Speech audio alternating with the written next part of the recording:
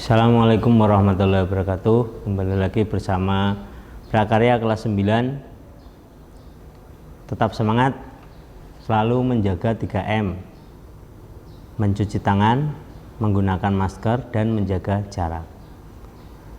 Oke ya, kita lanjutkan materi yang kemarin. Kita sudah membahas tentang makanan dari bahan pangan setengah jadi, dari pengertian dan manfaat atau jenis dan manfaat. Lalu kita masuk ke teknik pengolahan makanan dari bahan baku setengah jadi hasil perikanan dan peternakan. Ya, pengolahan pangan dari bahan setengah jadi hasil perikanan dan peternakan secara umum dapat menggunakan teknik-teknik dasar pengolahan pangan yang telah dipelajari dari kelas 7 dan 8, yaitu ada teknik pengolahan panas basah dan panas kering, atau moist head dan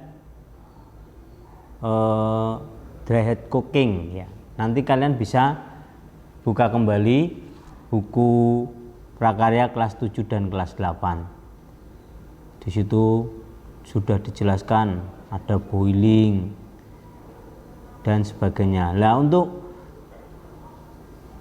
bahan baku setengah jadi hasil perikanan dan peternakan, kita hanya mengambil dari sebagian besar yang telah kalian pelajari di kelas 7 dan kelas 8. Untuk yang pertama, penggilingan. Nah, daging ikan, daging sapi, dan unggas yang sudah dicuci kemudian dimasukkan ke dalam grinder atau blender untuk digiling sehingga berbentuk pasta atau lembut ya. Pada saat penggilingan harus diberikan garam secukupnya. Garam diberikan pada awal penggilingan berguna untuk meningkatkan kerekatan pasta. Jika dilakukan pada akhir penggilingan, sifat kerekatan pasta akan menurun. Setelah penggilingan dilanjutkan dengan pengadonan, penambahan bahan baku lainnya seperti tepung, telur yang berguna untuk menjaga kualitas kekenyalan. Adonan dimasukkan dalam bumbu berupa garam, gula, rempah yang sudah dihaluskan sebelumnya. Kemudian dilakukan pencetakan atau sesuai keinginan. Untuk teknik pengolahan yang kedua ada pemanggangan. Nah, pemanggangan biasanya ya yang biasa umum dilakukan bisa menggunakan oven, yaitu memanaskan bahan makanan ke dalam oven untuk mendapatkan panas dari segala arah. Suhunya biasanya di atas 100. Di sini suhunya adalah 200 derajat Celcius selama 10 menit. Sebelum bahan baku kita masukkan ke dalam oven, kita harus diatur dulu suhunya. Ada penggilingan, lalu pemanggangan. Yang ketiga ada menggoreng, dan ini menggorengnya lupa ya Pak Guru ya. Penggilingan, pemanggangan, dan menggoreng. Menggoreng ya berarti tetap menggunakan suhu di atas 100 derajat Celcius. Lanjut, tahap pembuatan makanan dari bahan setengah jadi, bahan baku hasil perikanan dan peternakan. Hasil perikanan dan peternakan dapat dibuat berbagai diversifikasi bahan pangan setengah jadi seperti bakso. Bakso ini juga macam-macam, bisa menggunakan campurannya ikan, namanya bakso ikan. Ada yang menggunakan campurannya daging, bakso daging. Ada juga bakso ayam. Nah, kalau kalian mau mencoba bisa menggunakan bahan campurannya sesuai dengan keinginan. Sekali-kali kita karena banyaknya bahan bakunya ikan, kita membuat bakso ikan. Yang mudah saja misalkan mencari ayam, daging ayam, makanya menggunakan ayam, menjadi bakso ayam. Ada juga nugget ikan, nugget ayam, bubuk agar-agar rumput laut, keju, mentega, kerupuk ikan, kerupuk udang, dan sebagainya. Bahan pangan setengah jadi hasil perikanan dan peternakan ini masih memerlukan proses atau tahapan, namanya saja juga setengah jadi. Mengapa? Agar bahan pangan setengah jadi dari hasil perikanan dan peternakan ini memiliki kandungan gizi yang lebih bermanfaat dan juga aman bagi kesehatan tubuh, memiliki rasa yang menggoyang lidah. Ini hanya menggunakan majas ya, menggoyang lidah. Sebenarnya lidahnya karena kita sedang mengunyah ya, bergoyang atau bergerak, dan memiliki nilai estetika dengan kemasan yang menarik. Pada subbab ini kita akan mengolah makanan dari bahan pangan setengah jadi dendeng daging sapi dengan teknik digoreng, dibakar atau dipanggang. Kalian bisa lihat sendiri nanti buku paket semester 2 halaman 125 ya. Nah, ini pembuatan dendeng sapi sambal ijo. Nah, untuk tahap-tahapannya kalian masih ingat ya, tahap-tahapannya ada perencanaan, pelaksanaan, penyajian, dan evaluasi. Serta ketika nanti kalian mencoba membuatnya, jangan lupa memperhatikan 3K. Kebersihan, keamanan lingkungan, dan kesehatan. Lanjut, kita masuk ke makanan dari bahan pangan hasil samping. Pengertiannya, bahan baku berupa daging hasil perikanan dan peternakan merupakan bahan pangan utama manusia. Sedangkan bagian tulang, kulit, jeroan, kaki, dan sisik, bagian tubuh yang jarang dimakan, tetapi masih dapat dimanfaatkan. Sebagai apa? Bahan pangan hasil samping. Masih memiliki kandungan gizi. Kenapa dimanfaatkan? Karena memiliki kandungan gizi. Lanjut, jenis dan manfaat. Jenis-jenis bahan baku yang digunakan untuk membuat makanan dari hasil samping perikanan dan peternakan. Ada kepala ikan, bagian kepala dari tubuh ikan, namanya aja kepala, tadi bagian atas. Bagian kepala dari tubuh ikan di mana terdapat insang, mata ikan, dan mulut ikan. Bagian kepala ikan dapat diolah menjadi hidangan yang lezat dan bergizi. Contohnya gulai kepala ikan atau sup kepala ikan. Bagian kepala ikan masih memiliki sedikit daging serta nikmat menyantap bagian mata ikan. Memiliki nilai nutrisi yang hampir sama dengan bagian tubuh utama. Nah, makanya kalau yang sudah mengetahui nilai atau nutrisi atau kandungan gizi yang terdapat pada ikan, itu justru senang memakan yang bagian kepala. Tapi kadang-kadang kalau orang lihat, ih kok brokoh temen kepalanya ngasih digigitin atau dicucupin. Bahasa Jawa ini ya isep. Tapi justru malah di situ nilai nutrisinya atau kandungan gizinya sama dengan ketika orang lain menyantap makanan bagian tubuh. Nah, sama juga kandungan gizinya itu sama. Cuma istilahnya kalau orang Jawa kadang rikuh atau ewo atau malu-malu kucing, say cat. Lalu yang kedua, hasil samping yang bisa dimanfaatkan apa? Kulit. Bagian paling luar daging itu namanya kulit. Kulit merupakan organ tunggal tubuh paling berat Kulit juga merupakan hasil ternak yang paling tinggi nilai ekonominya, yaitu sekitar 59% dari nilai keseluruhan produk yang dihasilkan oleh seekor ternak. Karena kulit bisa dimanfaatkan bermacam-macam. Ada kulit sapi bisa dibuat beduk. Ada juga untuk membuat kerupuk. Ini hasil samping dari kulit. Lalu yang ketiga, ceker ayam. Ceker ayam yaitu bagian dari tubuh ayam, bagian kaki ayam. Tekstur yang unik dan rasanya yang gurih membuat ceker ayam digemari oleh banyak orang.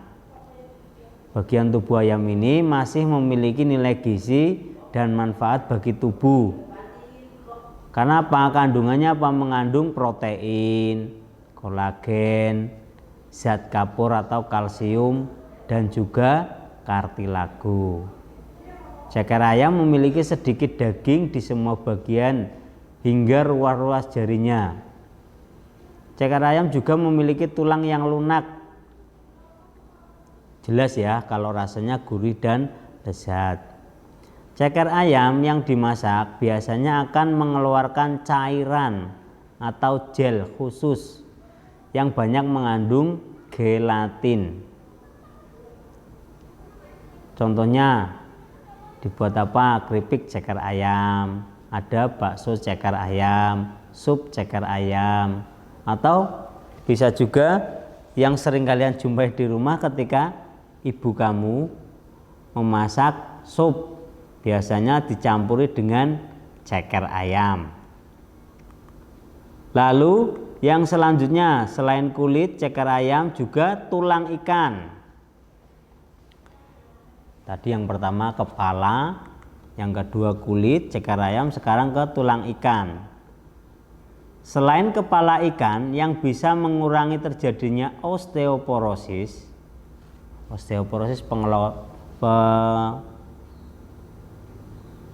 pengapuran tulang ya.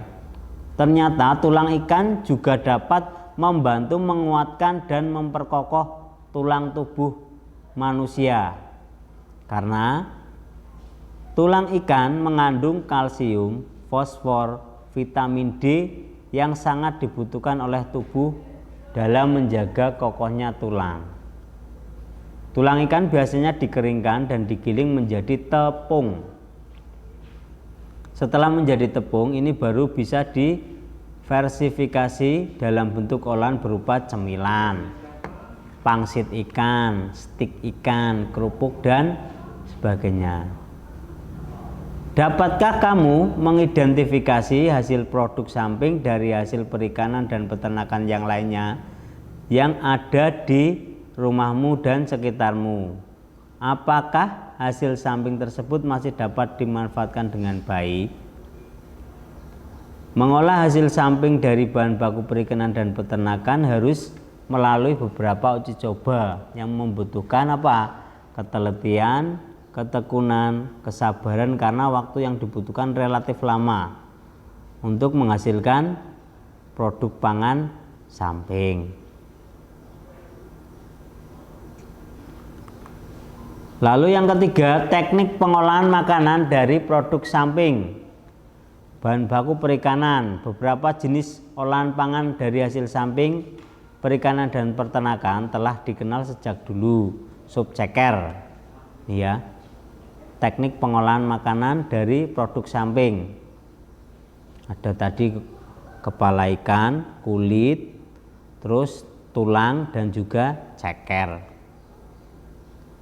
Teknik pengolahan makanan hasil samping dari bahan baku perikanan dan peternakan melalui beberapa proses. Ini ada penggorengan, pengeringan, lalu ada juga penggilingan dan perebusan. Lanjut ya, tahap pengolahan. Nanti kalian bisa buka sendiri untuk dasar-dasar pengertian dari perebusan, penggorengan, ada pengeringan, penggilingan ya. Tahap pengolahan. Pengolahan hasil samping dari hasil perikanan dan peternakan yang diolah menjadi produk pangan bertujuan untuk membuat produk pangan yang lebih variatif dan memaksimalkan pengolahan hasil peternakan dan perikanan dengan prosedur pengolahan yang relatif mudah dan biaya yang terjangkau. Tahap-tahapannya tetap sama, dari mulai perencanaan. Kamu rencanakan dulu, ya seperti yang sudah kalian praktekkan di kelas 7 dan kelas 8. Ada perencanaan isinya apa saja, lalu pelaksanaannya apa saja, penyajiannya seperti apa, lalu ada juga evaluasi atau penyajian atau pengemasan serta evaluasi. Tahapan pengolahan. Berikut ini merupakan contoh pengolahan bahan hasil samping pengolahan ikan menjadi produk pangan cemilan dengan berbahan baku tulang ikan yang diolah menjadi kerupuk ikan. Kerupuk akan diolah dengan teknik menggoreng. Nah, kerupuk ikan ini dapat dinikmati sebagai teman makan nasi atau bisa juga sebagai cemilan. Pokoknya tahap-tahapannya masih sama, dari kelas 7, 8, 9 itu masih tetap tahap-tahapan pengolahan ya. Ada perencanaan, pelaksanaan, penyajian dan evaluasi. Lalu masuk ke pengemasan. Pengemasan produk pangan harus memperhatikan segi kesehatan tubuh konsumen. Dalam pengemasan berbagai produk pangan dapat digunakan plastik atau mika. Pemilihan plastik dan mika untuk produk pangan haruslah sesuai dengan jenis olahan. Ini ya, jenis olahannya apa?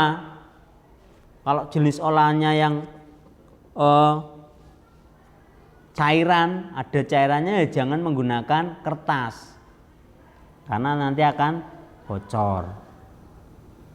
Kalau ini hasil samping, ada tadi yang dijadikan tepung, dijadikan kerupuk, maka harus menggunakan plastik atau mika yang apa? Bisa ditutup dengan rapat. Karena khawatir ketika ada celah sedikit nanti kemasannya akan atau produknya akan hilang, bocor. Suhunya atau kelembabannya rusak, akan bisa misalkan menjadi tepung ya, tepungnya akan menjadi jamur. Ketika kerupuk ya nanti ketika digoreng itu tidak akan melar. Yang harus diperhatikan dalam pengemasan pangan adalah proses perekatan kemasan.